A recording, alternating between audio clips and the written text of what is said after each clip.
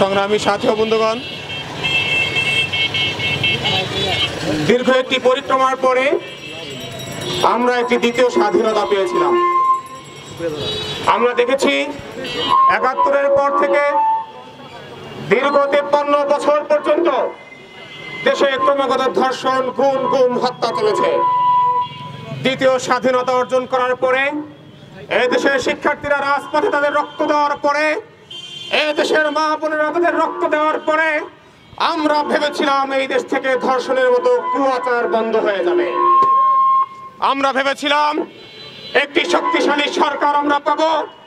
আমরা ভেবেছিলাম একটি শান্তি শৃঙ্খলা সুন্দর একটি রাষ্ট্র আমরা পাবো। কিন্তু আমরা কি দেখেছি?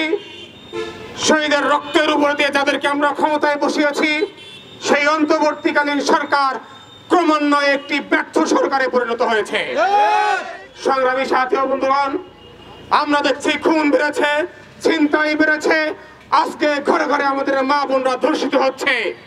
আজকে ধর্ষণ থেকে শুধু বয়স্ক মেয়েরাই নয়, শুধু প্রাপ্তবয়স্ক নারীরাই নয়, ৮ বছরের শিশু পর্যন্ত আজকে ধর্ষণের শিকার হচ্ছে। সংগ্রামী সাথী ও বন্ধুগণ, আমরা যে অন্তর্বর্তীকালীন সরকারকে বসিয়েছি, সেই অন্তর্বর্তীকালীন সরকার একটি লুতুপুতু মার্কা সরকারে পরিণত হয়েছে। তারা কোনো শক্তিশালী অ্যাকশন নিতে ব্যর্থ হচ্ছে। আপনারা জানেন, মাগুরায় যে আসিয়া আজকে ধর্ষিত হয়েছে, সেখানে ধর্ষণের প্রমাণ পরীক্ষিত। সেখানে যে আসামি সে স্বীকারোক্তি দিয়েছে, সেখানে ধর্ষকের পরিবার যারা আছে তারা সাক্ষী দিয়েছে। তা সত্ত্বেও এই সরকার এই ধর্ষণের বিচার করার জন্য ১৮০ দিন পর্যন্ত সময় তারা কালক্ষেপণ করার চেষ্টা করছে।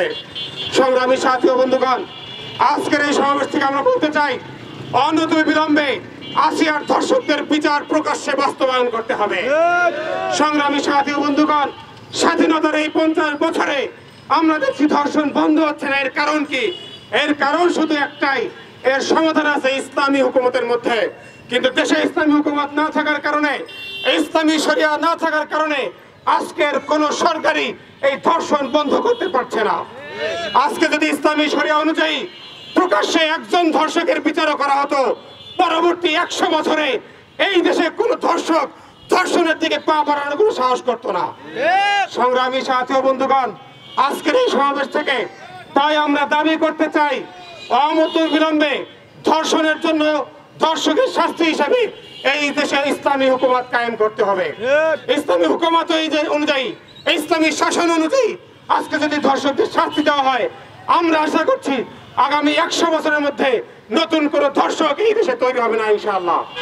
সংগ্রামী সাথী বন্ধুগণ, এই ইসলামী ছাত্র আন্দোলন বাংলাদেশ আজ সারা দেশের প্রতিটি জেলায়, প্রতিটি ক্যাম্পাসে, প্রতিটি জেলায় জেলায় আজকে ধর্ষণ বিরোধী মানববন্ধন এবং বিক্ষোভ মিছিল আয়োজন করেছে। আমরা আজকের এই কুড়িগ্রাম থেকে সারা দেশের আয়োজিত সেই মানববন্ধন এবং বিক্ষোভ মিছিলের সাথে সম্মতি জ্ঞাপন করে আজকে আমরা দাবি করছি, অনতিবিলম্বে এই ধর্ষকদের শাস্তি প্রকাশ্যে বাস্তবায়ন করতে হবে। সংগ্রামী সাথী বন্ধুগণ, শিক্ষার্থীরা, আপনারা যারা আজকে এখানে উপস্থিত আছেন, সবার প্রতি আন্তরিক শুভেচ্ছা জানিয়ে আজকের বক্তব্য শেষ